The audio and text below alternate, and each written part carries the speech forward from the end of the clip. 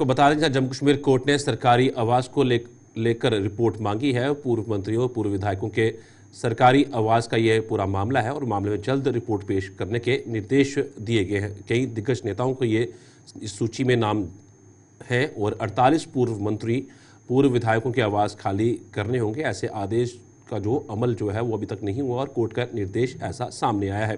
जम्मू की खंडपीठ, जिसमें मुख्य न्यायाधीश ताशीर आबिस्तान और न्यायमूर्ति M.A. चौधरी शामिल हैं, उन्होंने केंद्र शासित प्रदेश जम्मू कश्मीर संपदा विभाग की ओर से पेश वरिष्ठ AAG SS नंदा को नई अनुपालन रिपोर्ट दाखिल करने का निर्देश दिया है, जिसमें दर्शाया जाएगा कि क्या 31 पूर्व मंत्री और पूर्व विधायक ने पद छोड़ दिया है।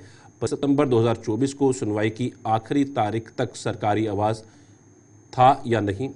और AAG अमित गुप्ता ने सितंबर 2024 की स्थिति रिपोर्ट के अनुसार डिवीजन बेंच को सूचित किया था कि गुलाम नबी आज़ाद, पूर्व मुख्यमंत्री, और अरविंद रैना, जम्मू कश्मीर अध्यक्ष भाजपा को छोड़कर 31 पूर्व मंत्री, पूर्व विधायक तुरंत बंगले खाली कर देंगे। और रुक करने हमारे साथ हमारे वरिष्ठ सहयोगी वनीत कुमार हमारे साथ जुड़े हैं। मैं आपसे यही समझना चाहूंगा, जिस तरह से ये एक ऑर्डर निकाला गया है, तो इस ऑर्डर पे अभी तक अमल क्यों नहीं हो पाया था? इसके क्या मुख्य कारण कुछ रहते हैं? बिल्कुल आपने ठीक कहा साहिल। ये बड़ी विडंबना की बात है कि आप वेल एजुकेटेड होने के बावजूद, आप मंत्री रहे हैं, विधायक रहे हैं, उसके बावजूद भी अपना टेन्योर खत्म होने के बाद, जब आपके पास ना कोई पद है ना कोई ओहदा है, उसके बावजूद भी आप आवास नहीं खाली करते हैं। इससे बड़ी विडंबना क्या हो सकती है? आप पब्लिक को रिप्रेजेंट करते हैं और कोर्ट के आदेशों की अवहेलना करते हैं। अब बार बार किसी को PIL दायर करनी पड़ती है, किसी को ये बार बार स्टेट डिपार्टमेंट को नोटिस भेजने पड़ते हैं, उसके बावजूद भी आप खाली नहीं करते हो, तो इससे बड़ी विडंबना क्या हो सकती है? बड़ा अनफॉर्चुनेट है कि लोग जो आवाम बैठे हैं, पूर्व मंत्री, पूर्व विधायक, जिनको आवाम ने चुन के भेजा होता है, वो भी सरकारी आवास को खाली नहीं करते हैं। मैं बार बार एग्जाम्पल देता हूँ कि सुषमा स्वराज का कार्यकाल खत्म हुआ था, एक दिन पहले उन्होंने सरकारी आवास को छोड़ दिया था क्योंकि उनको अगली इलेक्शन लड़नी ही नहीं थी। तो ऐसे एग्जाम्पल हमारे पास n नंबर है, उनसे कुछ सीखना चाहिए इनको। जो लोग अपने अपने सरकारी आवासों में बैठे हुए हैं, उनको एटलीस्ट ये सोचना चाहिए कि कोर्ट को इंटरवेन करने की क्यों जरूरत पड़े।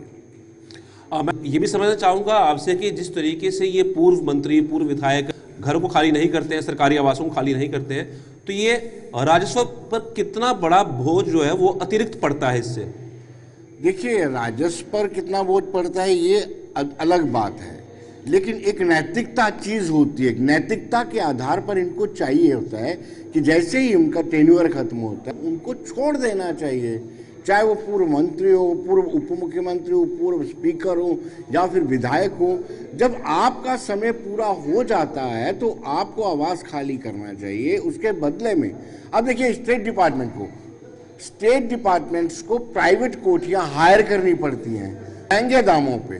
वो कोठियां किराए पर लेकर के फिर दूसरों को एडजस्ट करते हैं। अगर अपना ही जो नियमावली अनुसार अगर यह समय पर निकल जाता है तो उनको हायर नहीं करना पड़ेगा।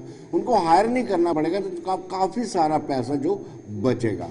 लेकिन दुर्भाग्य है, विडंबना है हमारी कि हमारे चुने हुए नेता तरीके से बिहेव करते हैं, कोर्ट की अवहेलना करते हैं और कोर्ट को बार बार नोटिस भेजना पड़ता है। धन्यवाद पूरी जानकारी साझा करने के लिए। एक बड़ी खबर निकल के सामने आई थी और अब देखते हैं किस तरह से पूरी तरह से अमल किया जाता है। बढ़ते हैं अगली खबर को और बड़ी खबर से आपको